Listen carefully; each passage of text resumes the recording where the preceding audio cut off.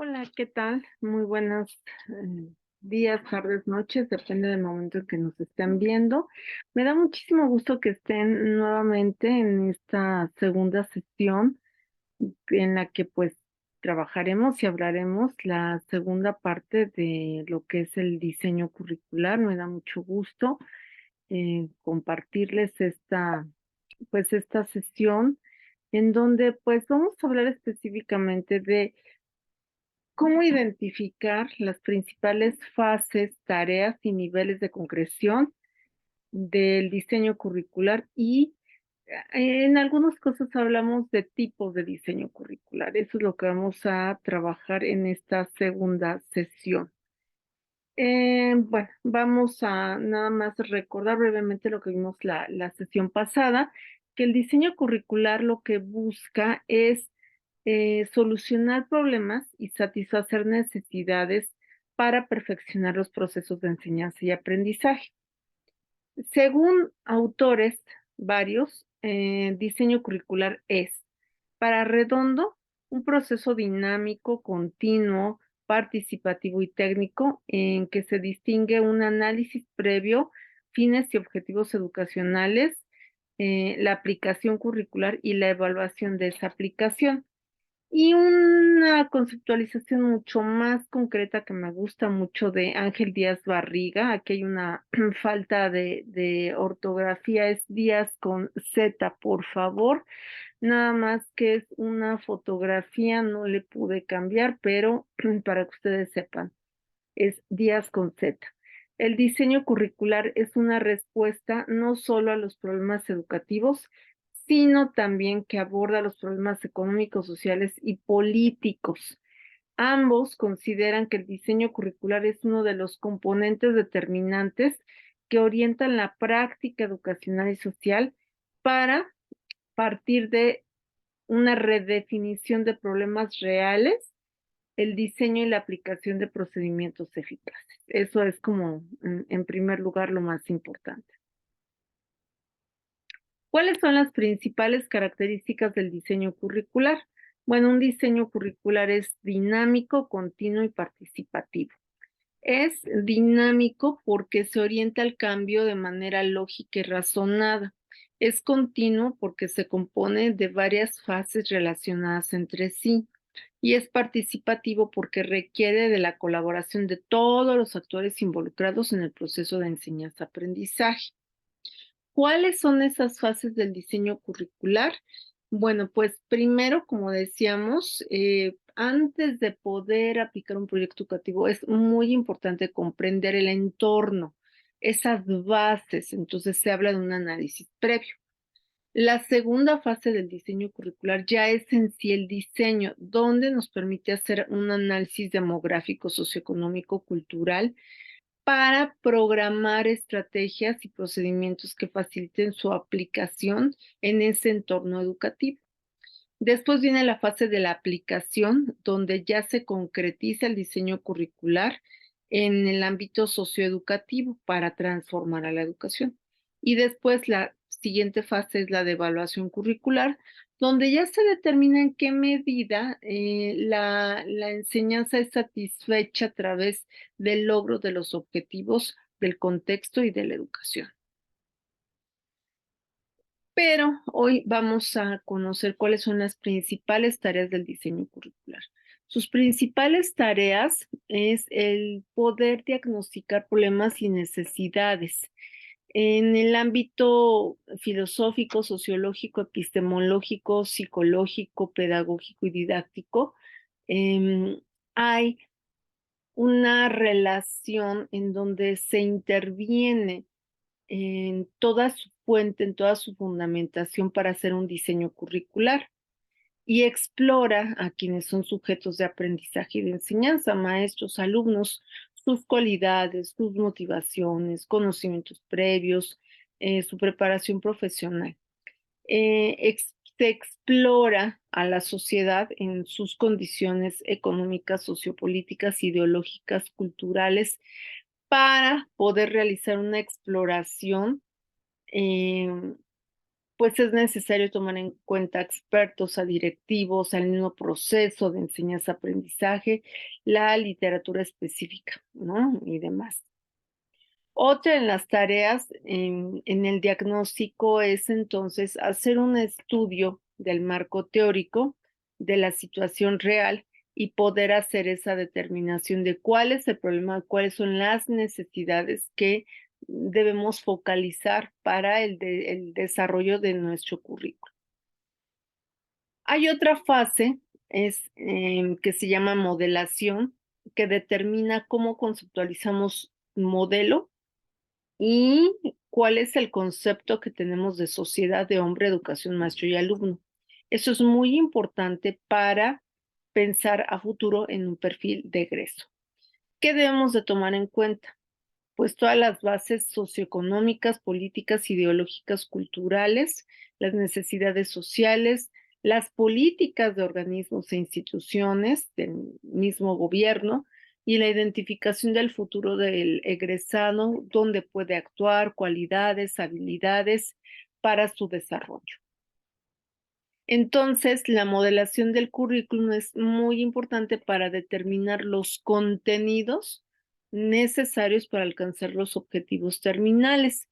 Y se entiende determinación de contenidos por su selección y que debe de quedar expresados en programas, en disciplinas, en asignaturas, de acuerdo al criterio en que se estructuren y al tipo de currículum más apropiado. Esta tarea de modelación en esta tarea se observan 3 momentos fundamentales. Primero, ¿qué concepto tenemos de modelo? ¿Cuál es el perfil de egresado?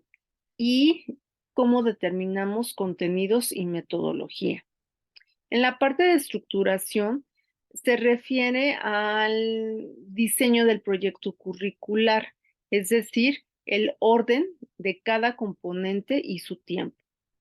Después tenemos la organización para la puesta en práctica. Ahí consiste en prever todo lo que nos garantice la posibilidad de poner en práctica ese proyecto curricular.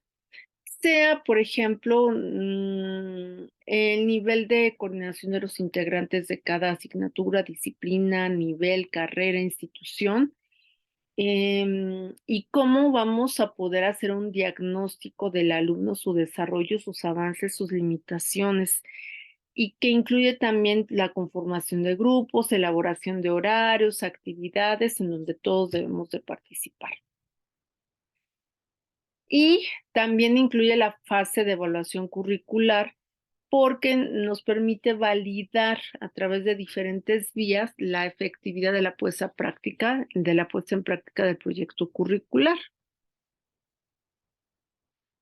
Estos indicadores o instrumentos de evaluación deben quedar plasmados en cada uno de los documentos que expresen un nivel de diseño, o sea, los planes, los programas, las unidades, los componentes, etc.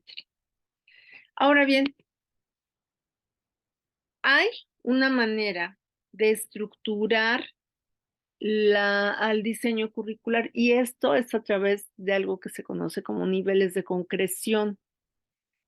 Hay un nivel macro que corresponde a todo el sistema educativo, donde prescriben y nos dan todos los lineamientos, políticas y bases en forma general a través de las cuales nosotros debemos de desarrollar ese diseño.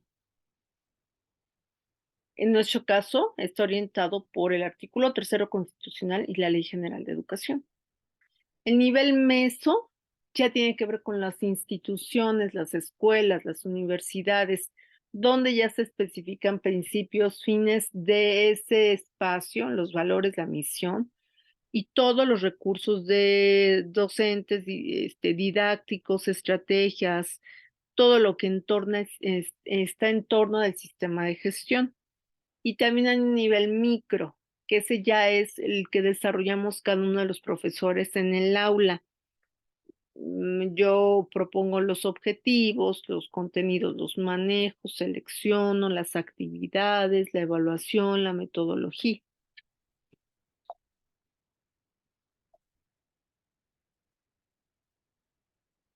Pero también es importante recordar que hay unos llamados currículos simultáneos o tipos de currículum que se dan en ese momento, no los podemos separar. Por ejemplo, está el currículum oficial, que es el documento detallado que establece todo lo que, o sea, los grandes programas, ¿no? Donde hay secuencias, índices, tablas, guías curriculares, contenidos en general que nos dicen vamos a trabajarlo. Esto, por ejemplo, lo establece tanto la Ley General de Educación como el artículo tercero constitucional, donde nos dice la educación básica va a estar organizada en, bueno, hasta el día de hoy está organizada en preescolar, primaria, secundaria como educación básica. Y hasta hoy todavía estamos hablando que educación preescolar tiene 3 años, educación primaria 6, secundaria 3. Eso es lo que se conoce como currículum formal. El currículum oficial es la herramienta que puntualiza de manera documentada los programas de educación de cada nivel y su finalidad es darnos base para desarrollar todas nuestras actividades académicas. Según Posner, em, la experiencia ha demostrado que el currículum oficial no es inflexible porque cuando se pone en práctica, pues intervienen muchísimos elementos humanos, materiales, circunstanciales, que pues nos hacen ver que debe ser flexible, ¿no? Y abierto a innovaciones. También hay un currículum operacional. Ese es el que ya es el que enseña el profesor y cómo lo comunica al estudiante. Este currículum está asociado con la práctica y con las pruebas de enseñanza, resultados de su aplicación. El currículum operacional tiene dos aspectos, el contenido incluido y que resalta o elige el profesor y los resultados de aprendizaje para ser logrados. O sea, es como la puesta en práctica del oficial. Pero yo les mencionaba la semana pasada que hay uno que a mí me fascina y que es determinante y quizás su nombre no le ayuda mucho, que es el llamado currículum oculto. Este currículum normalmente no es reconocido oficialmente ni por docentes, ni por administradores, ni por estudiantes de ninguna institución, pero su impacto es muy significativo porque está determinado por los valores, las actitudes y las conductas apropiadas del estilo de la institución, de la que es ese medio, colegio, institución, universidad, acoge, vive, ¿no? El mensaje del currículum oculto se relaciona con un montón de temas, desde sexo, raza, autoridad, experiencia, y los alumnos cuentan lo que permite el lugar donde la institución encaja. Las lecciones que el currículum oculto enseña trata desde papeles sexuales, comportamientos apropiados, distinción de trabajo y juego, toma de decisiones. Todo esto y más refleja o expresa el currículum oculto. El currículum oculto es tan importante porque son justo esos mensajes que no están escritos en ningún programa oficial, pero que yo le puedo dar el manejo, el tratamiento de información que finalmente se vuelve legítimo para quien nos escucha. O sea, el currículum oculto es tan importante porque da otro sentido a los contenidos que están en el currículum oficial. Pero también tenemos un currículum nulo que está conformado por todos los temas, todos los contenidos, valores que si bien no están siendo enseñados desde el currículum oficial tampoco, son materias sello, materias que les llamaríamos especiales danza, mindfulness, son las materias que muchos dicen, pues, ¿en qué se aplica eso, no? ¿Para qué se sirve? Emotional skills, arte, pero son importantes para la formación de quienes estén en ese momento en un periodo de enseñanza y aprendizaje. A muchos dicen que no tiene aplicabilidad o utilidad, pero por supuesto que sí, porque engloban otras áreas del conocimiento. Y hay quien habla de un extracurrículum, que está totalmente fuera del currículum oficial también, y tampoco es un currículum oculto, sino más bien que permite mencionar la manera en que se organizan dentro de las instituciones los alumnos, los profesores y todos los integrantes de esa comunidad. ¿Cómo podríamos sintetizarlo, visto en el día de hoy? Que tenemos un currículum oficial, que es el que está descrito en documentos oficiales como la Constitución. Un currículum operacional, que es el que parte de las prácticas cotidianas del proceso de enseñanza-aprendizaje. Hay un currículum oculto, que es una estructura no reconocida, pero muy utilizada por profesores y diversos funcionarios y que tienen mucho más impacto. El currículum nulo son temas de estudio no enseñados o que no tienen la relevancia tal o las materias sello, que yo les decía.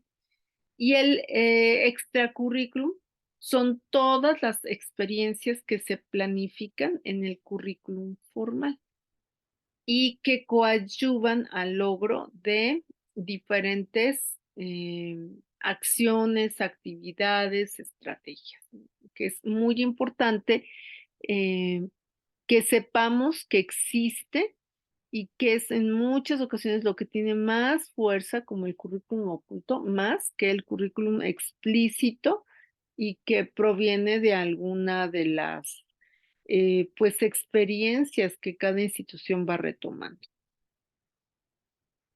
¿Qué tenemos de actividad en plataforma? Pues hacer lectura del resumen ejecutivo y contestar tanto de la información del PDF, de resumen ejecutivo, como de la presentación de PowerPoint, para poder resolver su evaluación escrita. Cualquier duda, nos vemos el jueves a las 9 de la noche con muchísimo gusto para que ustedes puedan estar tranquilos en esta segunda semana. Éxito y que tengan un extraordinario inicio de trabajo, de estudio para esta jornada del 13 al 17 de marzo. Muchas gracias por su atención y continuamos en contacto. Hasta luego.